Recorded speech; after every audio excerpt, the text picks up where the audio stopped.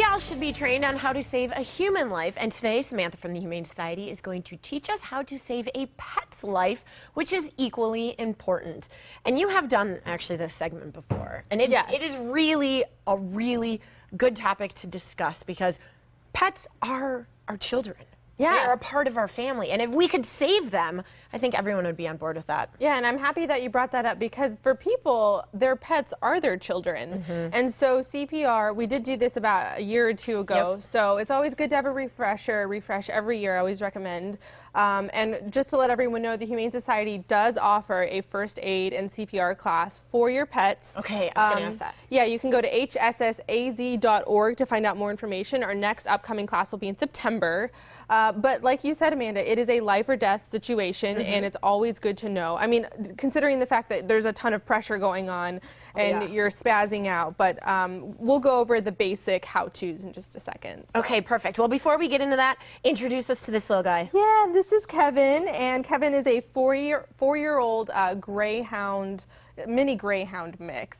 And so he was brought to the Humane Society as a stray, and he was living indoors all the time, of course, because he's super small, and he's great with kids, and he's potty trained, and he's good in the car. You have to approach him a little bit slowly because he might get a little bit overwhelmed, but as you can see right now, he's easygoing and loves to be cuddled. I can see that. He's loving life right now. Yeah, so he needs to get into a forever home. And he's been at the shelter for too long, so let's get him into a good home. Yes. Okay. So let's say something happened to Kevin, and we need to resuscitate him. What do we do? Right. So you're going to be our resuscitator. Oh, perfect. Can't wait. Okay. So just for demonstration purposes, okay, you always want to put your pet on their left-hand side. Okay.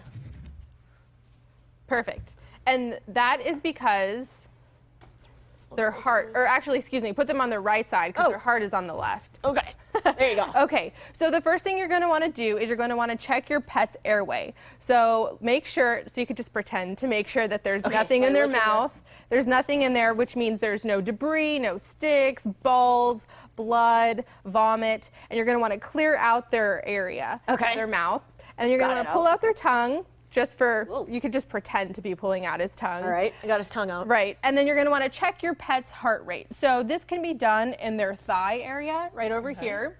And you're going to check to see, because this is how we know if we're going to have to compress your animal, is if they have a heart rate or not. So you check inside their inner thigh, or if you can't find it there, you can always check on their paw.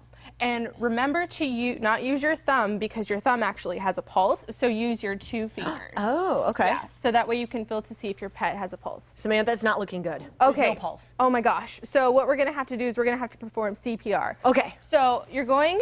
We'll do it together. Kevin can come too. Kevin, you can come too. So you can find Macho's heart is right here. So interlock your fingers, like so, and lock your elbows. And you're going to push 12 times. Okay. And so for every single time, for 12 pushes, you're going to give 2 breaths. Okay, so 1, 2, 3, 4, 5, 6, 7, 8, 9, 10, 11, 12. Good. Now, when you give your dog a breath, make sure that you're cupping their mouth and you're putting your mouth over their nose. Oh, their nose? Yes. It sounds a little bit icky, but you're going to want to make sure that there's air going into their body.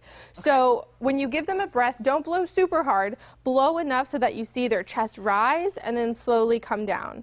And then rise and then come down. And then when you're compressing on your pet, make sure that you're allowing their body to rise back up from the compression. So you're doing a perfect job. Okay. So at that point, I think Macho's coming back to life. Is he? I think he needs one more breath. Okay. And his chest came up and back down, and I think he's alive. Whoa! Yeah! Macho!